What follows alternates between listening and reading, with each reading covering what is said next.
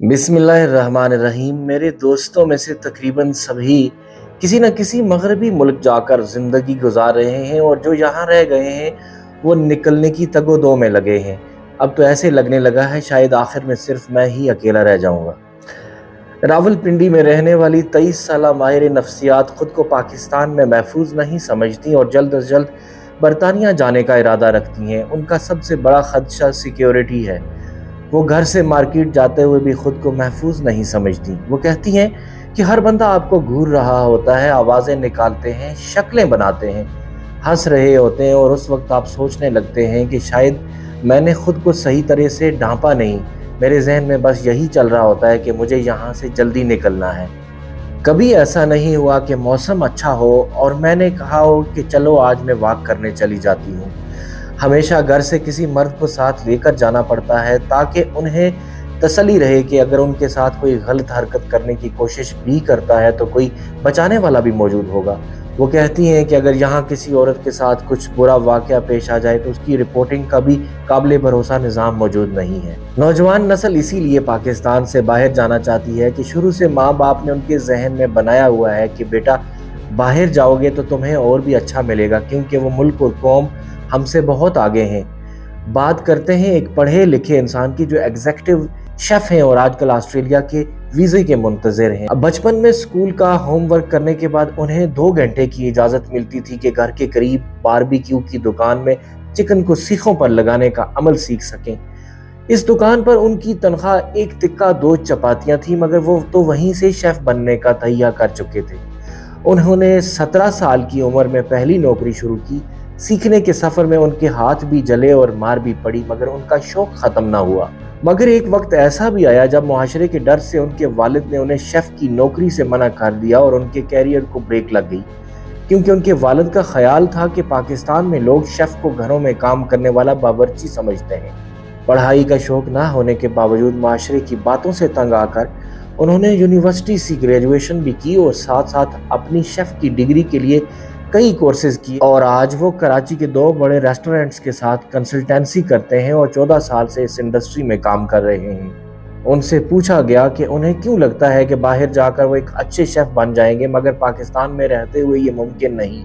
वो अपने लिए बेहतर मौके चाहते हैं और कैरियर में वक्फा आने से पहले यहाँ से निकलना चाहते हैं और आगे बढ़ने की बात आए तो इसके लिए वो कुछ भी करने को तैयार हैं, फिर चाहे ख़ानदान, दोस्त, मुल्क सब कुछ छोड़ना पड़े और बाहर शिफ्ट होना पड़े। सिक्योरिटी दूसरा बड़ा मसला है। रेस्टोरेंट के बंद होने, शिकायत देखने के बाद घर के लिए निकलते उन्हें रात के 2-3 बज जाते हैं और उस वक्त घर जाते हुए मुझे डर लगता है, कहीं रुकते हुए डर लगता है कि कोई पीछा ना कर रहा हो, सिग्नल पर रुकते डर लगता है कि मेरा मोबाइल ना छिन जाए और अगर पैसों की ज़रूरत पड़ जाए तो एटीएम पर रुकने का सोच भी नहीं सकता, गेट लॉक भी कर लूँ तब भी डर लगता है। 3 साल कबल घर जाते हुए उनकी गाड़ी के शीशे नीचे थे और उनके सर पर पिस्तौल तान कर उनसे मोबाइल छीन लिया गया और कहा गया जो है सब दे दो। इस वक्त उन्हें लगा किसी फिल्म की शूटिंग चल रही है।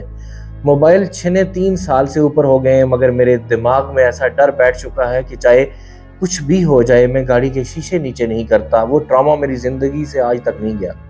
वो पूछते हैं कि एक इंसान सारी ज़िंदगी की इतनी परेशानी और डर में कैसे जी सकता है। उनके नज़दीक पाकिस्तान से जाने की तीसरी वजह सोसाइटी है, जहाँ शेफ़ के पेशे से मुतल्लिक ज़्यादा लोग आगाही नहीं रखते और ये ख्याल किया जाता है कि ये बहुत कम तनख्वाह वाली नौकरी है। लोग समझते हैं हम बगैर काबिलियत वाले लोग हैं जिन्होंने ज़िंदगी में कुछ नहीं किया इसलिए शेफ़ बन गए।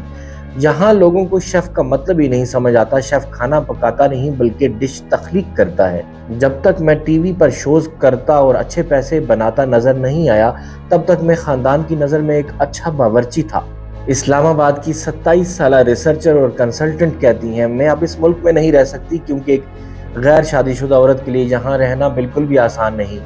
अब भी अवामी मुकामात पर औरतों को बहुत अजीब और शक भरी नज़रों से देखा जाता है, उनके किरदार पर उंगली उठाई जाती है। पब्लिक ट्रांसपोर्ट से लेकर ढाबों और रेस्तोरां तक मर्दों का गलबा नज़र आता है।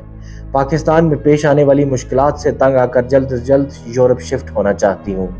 वो बताती हैं कि जब इस्लामाबाद में उन्होंने अपने लिए घर ढूंढना शुरू किया तो मालिक मकान उन्हें ये कहते हुए घर देने से इनकार कर देते थे کہ ہم غیر شادی شدہ عورتوں کو گھر نہیں دیتے۔ ان کے مطابق وہ سمجھتے ہیں کہ غیر شادی شدہ عورتوں نے کوئی غلط کام کرنا ہوتا ہے۔ اس حوالے سے وہ کہتی ہیں کہ یورپ جا کر عوامی مقامات پر گھومتے پھرتے ہوئے اگر خدا نخواستہ میرے ساتھ کوئی واقعہ پیش آ جاتا ہے تو مجھے اتنا یقین ہے کہ عورت ہونے کے ناطے مجھے ہی مورد الزام نہیں ٹھہرایا جائے گا، میری بات کو سنجیدگی سے لیا جائے گا، میری شکایات پر قانونی کارروائی ہوگی۔ ان کا کہنا ہے کہ کم از کم وہاں اتنی تو آزادی ہوگی کہ وہ گھر سے چل کر مارکیٹ جا سکیں، اکیلے واک کرنے پارک جا سکیں، وہاں ہر دوسرے کونے پر کوئی مرد کھڑا مجھے دیکھ نہیں رہا ہوگا کہ یہ اکیلی کہاں جا رہی ہے۔ ایک اور خاتون کہتی ہیں کہ پاکستان سے جانے کا دکھ بہت ہوگا، مجھے اور میرے شوہر کو بہت سی قربانیاں دینا پڑ رہی ہیں، خاندان اور دوستوں کے ساتھ ساتھ اچھی نوکریاں چھوڑ کر جانا پڑ رہا ہے، میں بہت سی تقریبات میں موجود نہیں ہوں گی لیکن کچھ بڑا حاصل کرنے کے لیے قربانیاں تو دینا پڑتی ہیں۔ ایک خاتون کا کہنا ہے کہ اگر ایک بار آپ ایک ایسی سوسائٹی میں رہیں جہاں غیر شادی شدہ عورتوں کا اکیلے رہنا معمول کی بات ہے، آپ کو ان سہولیات کی عادت پڑ جائے جو یہاں سے بہت بہتر ہیں، تو واپس پاکستان آ کر رہنا بہت ہی مشکل ہوگا۔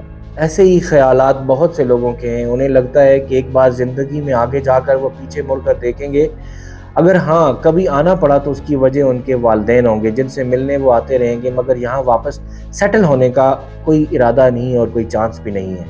یہاں سوال پیدا یہ ہوتا ہے کہ کیا ہم ایک محفوظ ملک میں رہتے ہیں؟